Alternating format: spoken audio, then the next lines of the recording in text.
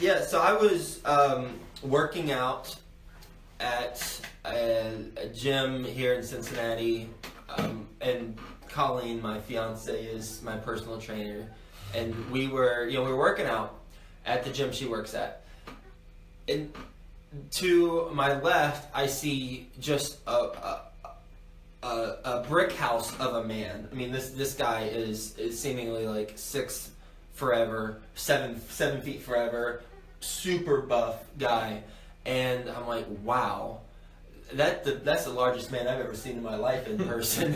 And he's got a Kansas State shirt on while he's working out. So I'm thinking, man, if he's not an athlete, then I want to recruit him for our softball team for sure.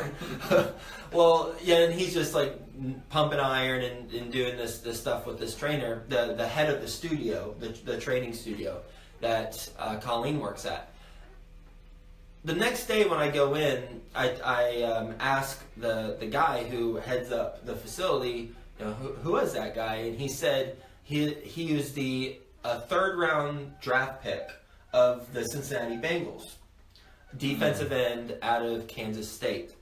Oh, he's a defensive end. Oh, yeah. Defensive end, yeah. I think he led the Big 12 in sacks last year, 26. I forget his name. Something Willis. I think Jared Willis, or I can't remember his name. Well, as a trainer, if I'm a trainer, that would be a feather in my cap. If I trained a 3rd round draft pick of the Cincinnati Bengals or any NFL team, and I got to say he's a rookie, and now we were working together, and certainly I contributed. Certainly he has talent already, but I was a contributing force to him becoming a starter or getting a lot of reps or whatever it is. And that's something you can leverage as a business person, I imagine would be incredibly useful to have as a talking point about your company. And so knowing that it's obviously a desirable thing to train a 3rd round draft pick in the NFL, then the question becomes, how do you get to that point where you can be in a position to train those types of elite athletes? And what happened next blew my mind. The owner of the facility, his name's Scott, he said, yeah, this gentleman, he told me he called 10 different trainers in Cincinnati, and I was the only one that called him back. What? Wow. I was the only one that called him back.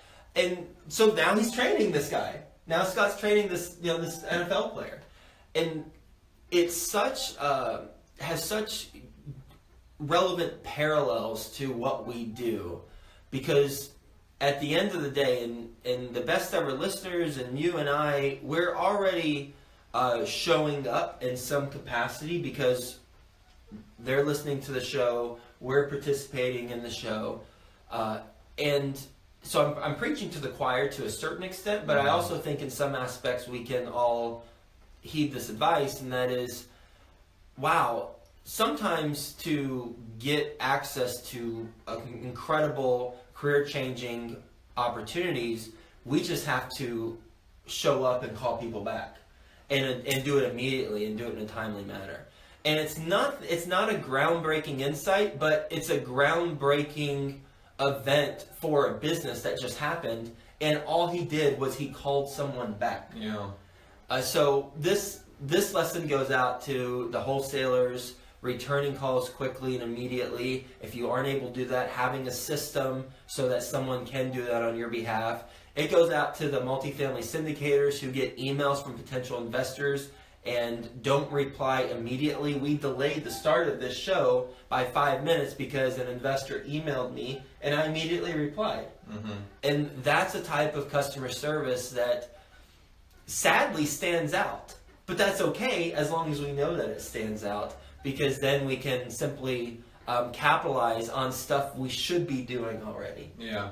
No, it reminds me of when I was trying to create a document on how to get residents. It's called Get Residents Now, how to basically find tenants for your apartment complexes. And I was asking, with Bigger Pockets, what are some creative and effective ways to to find tenants, and there was post online and do flyers at a church and all different creative ideas, and then our friend Jared Sturm comments and he goes, you said creative which else said effective, and for me the most effective way is just responding timely to people's calls. When they call you, call them back as soon as you possibly can and to provide good customer service, and that's all you really need to do in order to get high quality tenants. So that's one thing that I thought about.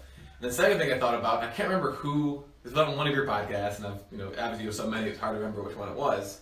It was a while ago, maybe over a year ago, when he was talking about on social media. He was a social media advertiser, and he was talking about how the, I guess, conversion rate, how it dropped significantly after it might have been, it was either 1 minute or 5 minutes of when a lead is actually captured. If you don't respond within 1 to 5 minutes, the conversion percentage just plummets straight down to almost zero. And after 30 minutes to an hour, the conversion rate kind of just flatlines really, really low. It's kind of the same concept, is that we live in this instant gratification world where it's got its pros and its cons, but one of them is people want to get responded to so quickly, and if you don't, they'll completely forget that they even reached out to you. And I guess the third thing too is that it's that little tiny step of just calling them back sooner. And it kind of reminded me of your 1000th episode, which is good. Congrats on that. Which you interviewed Coach Trevor, and he was talking about the real estate ladder of success, and how the higher up you go the ladder, the smaller the the difference is between the two. So at the top, it's that 1 millimeter difference of just responding to someone's phone call. So I think that's really, really relevant to just all realms of real estate investing. Yeah. We constantly seek out the unique angles, or something secret about the process, your ways to retain residents, and just what are some things that we haven't heard. But the reality is, there's core principles. If we maintain and hold true to those core principles, like in your example, just calling residents back, because maintenance is the number one issue. People move out, they don't get responded to in a timely manner, or the issues that they have don't get addressed, especially with Class C apartments. So if we address the main stuff that is what the cause of everything, then we don't have to be concerned as much about the creative tactics. It's important to know those creative tactics once you have the foundation established. But if you don't have the foundation, then you can build upon. You're building on a house of sticks, basically. You're trying to put a big old roof on a house of sticks. Yes, I remember when I first started in real estate a year ago. I was kind of doing the exact opposite. I was doing what you were saying, building on a foundation of sticks, and I was kind of doing all the things that weren't the foundation and weren't going to set me up for long-term success. And kind of when I reflected on it, I realized that I was doing that because I was avoiding that foundational stuff, and I was doing it to kind of I guess as make excuse as to why I wasn't taking action that was actually translating into results. Like, I have to study the market first. I have to know everything about the market before I send out letters, which is it can be the case sometimes, but the level of research I was doing was very silly. And I was thinking, why did I do that? Why did I spend so much time doing that? And it's because I was ignoring the foundation and kind of going straight for the stuff that I wanted to do for way down the line. And I was doing it to avoid that foundational stuff. So I think that's good advice. So I think, just to summarize, for an action item for best ever listeners, in whatever type of niche you're in within real estate, identify the 3 or 4 key things that you must do, that everyone in your particular area of real estate who's having success is doing, and make sure you're doing those things, and then build on that.